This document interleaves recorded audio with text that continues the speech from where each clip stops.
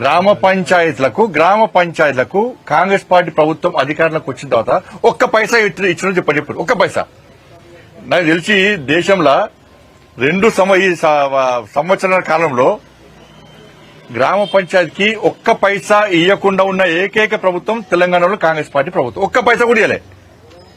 ఇప్పుడు ఎన్నికలు దేనికోసం పెడతాం అనుకుంటున్నారు? కేంద్ర ప్రభుత్వం నిధులు ఇస్తుంది కాబట్టి ఎన్నికలు పెడదాం అనుకుంటున్నారు. మరి కేంద్ర ప్రభుత్వం నిధుల కోసం ఎన్నికలు పెడితే ప్రజలు ఎవరికి ఓటేస్తారు? కేంద్రంలో అధికారంలో పార్టీకి బీజేపీకి ఓటేస్తారు.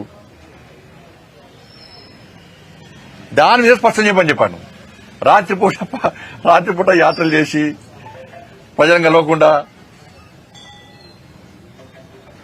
ఒకసారి ఆయనే బీజేపీ రాష్ట్ర అధ్యక్షుడు తీసేసినప్పుడు ఒక బీసీ నాయకుడిగా స్పందించినాడు. బీసీ ఆయనే అంటున్నాడు, బీసీ కాదని ఆయన అంటున్నాడు. ఆయన చూస్తే ఏమంటే గజనీ సినిమా గుర్తొస్తుంది.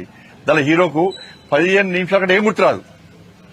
మళ్ళీ ఏం గుర్తులేదు, 15 నిమిషాల మళ్ళీ ఏం గుర్తులేదు, అన్న గుర్తురాదు. ఆయన ఎవరు తెలిసి చెప్పండి ఎవరికన్నా? కరీంనగర్ ప్రజలు ఆయన గుర్తుపడతారా? ఒకసారి వార్డు మెంబరో సర్పంచో ఎంపీటీసో చేసి సమస్యల మీద కొట్లాడితే వాళ్ళు ప్రజలకు తెలుస్తుంది.